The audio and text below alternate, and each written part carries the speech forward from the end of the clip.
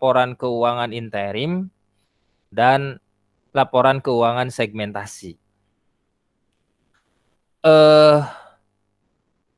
Laporan keuangan interim ini ya didefinisikan adalah laporan keuangan yang diterbitkan di antara dua laporan keuangan tahunan.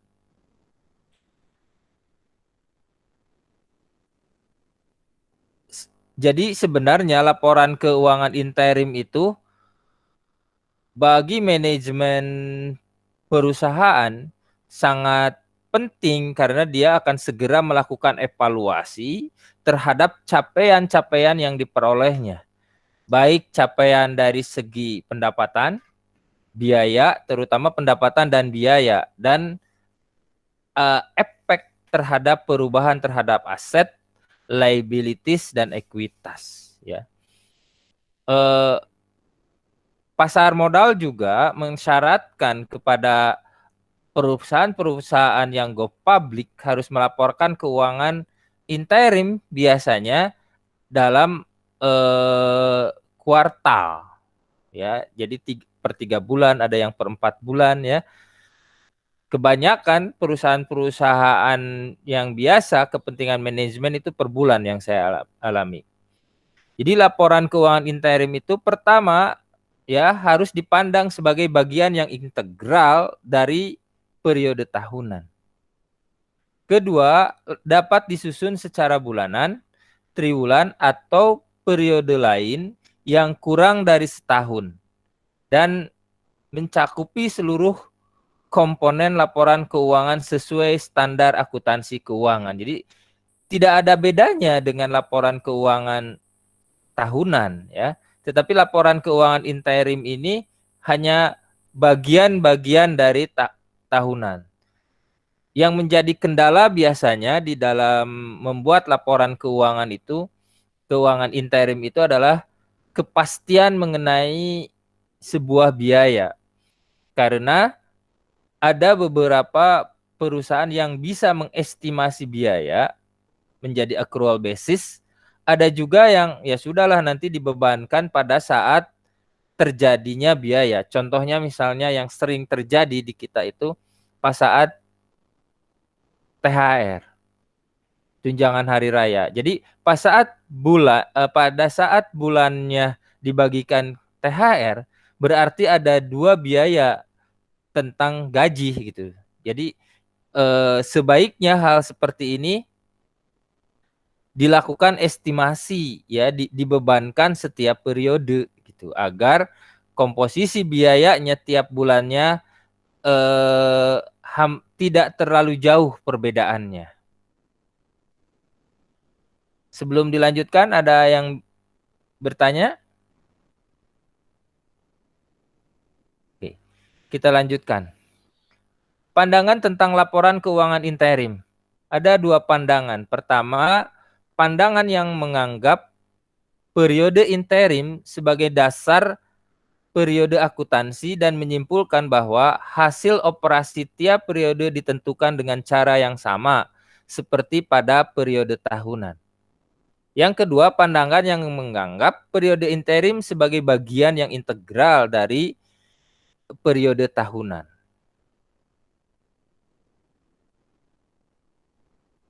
Ya. Pernyataan ini dikembangkan berdasarkan kedua pandangan yang menganggap laporan keuangan interim sebagai bagian integral dengan periode tahunan.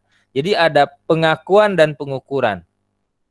Unsur yang sama antara pelaporan keuangan interim dengan pelaporan keuangan tahunan, pertama adalah dasar pengakuan pendapatan. Kedua, kebijakan akuntansi dasar pelaporan pada periode interim, kecuali jika ada perubahan dalam standar akuntansi.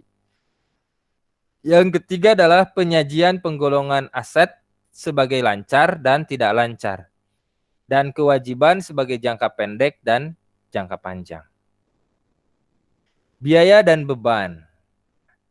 Beban yang dapat dihubungkan dengan pendapatan ditentukan atas dasar yang sama dengan dasar yang digunakan dalam penyusunan laporan keuangan tahunan, kecuali untuk persediaan. Perusahaan yang dalam periode interim menggunakan estimasi laba kotor menggunakan hal tersebut dalam laporan keuangan interim. Perusahaan yang melakukan penilaian persediaan berdasarkan biaya standar tidak perlu melaporkan penyimpangan atau selisih dengan biaya aktual yang terjadi. Jika selisih biaya tersebut tidak material atau diharapkan bisa diselesaikan pada akhir tahun. Pengakuan dari penyimpangan yang tidak direncanakan dan tidak diperkirakan harus dilaporkan pada akhir periode interim dengan prosedur yang sama yang digunakan pada akhir tahun. Kerugian yang disebabkan penurunan harga pasar dan pemulihan harga tidak boleh ditangguhkan untuk dibebankan ke periode di luar periode penurunan harga tersebut. Jadi terutama ini nih, melakukan penilaian persediaan. Anda mungkin pernah belajar di dalam akuntansi biaya mengenai analisis selisih. Ya, silahkan Anda pelajari kembali mengenai analisa selisih. Ada analisa 2 selisih, 3 selisih, dan 4 selisih. Yaitu disebut dengan biaya standar di sana. Pendapatan dan beban musiman. Nah, laporan keuangan interim memberi gambaran pendapatan dan beban periode interim tersebut. Laporan keuangan interim tertentu diperbandingkan dengan periode sebelumnya memberi manfaat yang lebih besar bagi para pemakai laporan. Contohnya kondisi sebagai berikut. Pertama, laporan keuangan interim diperbandingkan dengan laporan keuangan interim periode sebelumnya untuk mengetahui kecenderungan, posisi keuangan dan kinerja. Laporan keuangan interim diperbandingkan dengan interim yang sama dalam periode akuntansi yang lalu untuk mengetahui kecenderungan berulang musiman dari ketiga kegiatan usaha. Laporan keuangan interim diperbandingkan dengan laporan keuangan kumulatif dari awal tahun buku sampai dengan tanggal laporan keuangan interim untuk mengetahui kontribusi atau pengaruh periode interim yang dilaporkan pada periode berjalan. Laporan keuangan interim diperbandingkan dengan laporan keuangan tahunan buku yang lalu untuk mendapat gambaran pengaruh dan kinerja interim tersebut terhadap posisi keuangan, kinerja, dan arus kas periode akuntansi yang lalu. Ya, jadi laporan keuangan interim itu sebenarnya bagian yang tidak terpisahkan dari bagian laporan keuangan tahunan. Dapat kita simpulkan bahwa laporan keuangan tahunan itu adalah akumulasi dari laporan interim. Ya. Oke, ini saya share contoh laporan keuangan interim.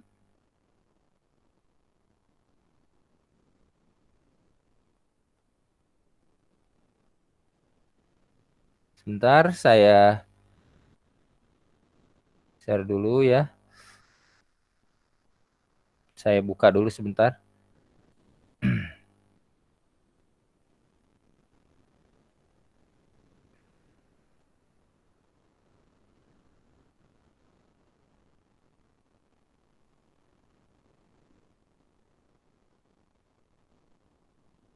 Nah, ini laporan keuangan interim.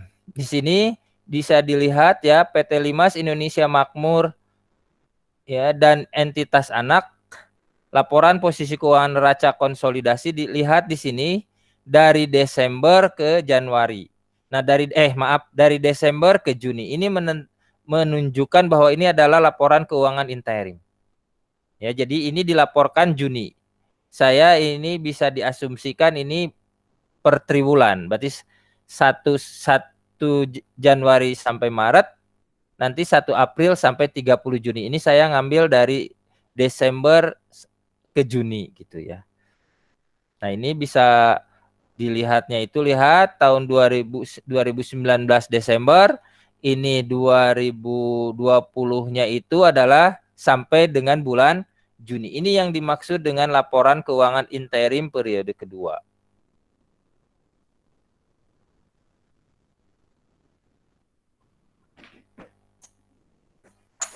Begitu juga bisa dilihat dari laporan laba ruginya. Lihat sama ya, penjualan neto, beban pokok penjualan, sama laporan akun-akunnya atau bentuknya sama dengan laporan keuangan tahunan. Ini laporan perubahan ekuitas sama juga, laporan arus kas sama juga, hanya periodenya saja yang berbeda.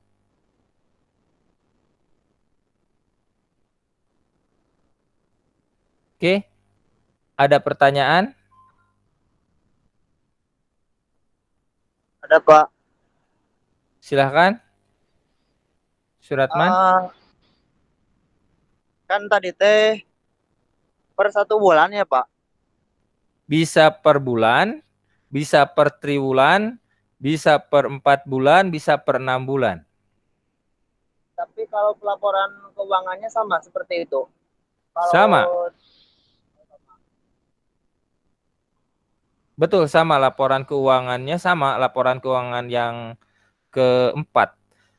Ya, laporan laba rugi ya, laporan posisi keuangan, arus kas, laporan perubahan ekuitas. Biasanya yang penting itu, sedangkan catatan laporan keuangan hanya menjelaskan hal-hal yang sangat penting saja ya. Biasanya interim hanya dipergunakan buat internal, tetapi kalau yang sudah go public diminta itu.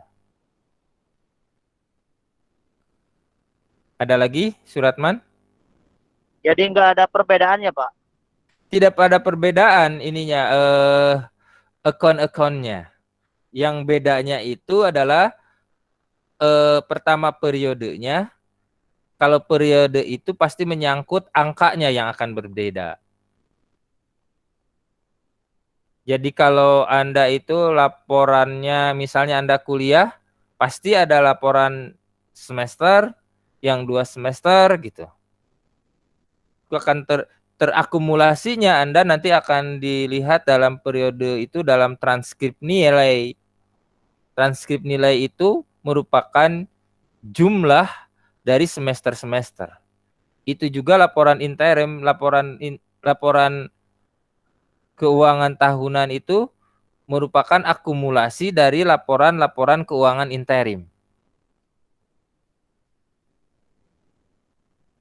Bisa dipahami, Suratman? Ya Pak, makasih. Ada yang lain? Kalau nggak ada, saya lanjutkan ya ke laporan keuangan segmentasi.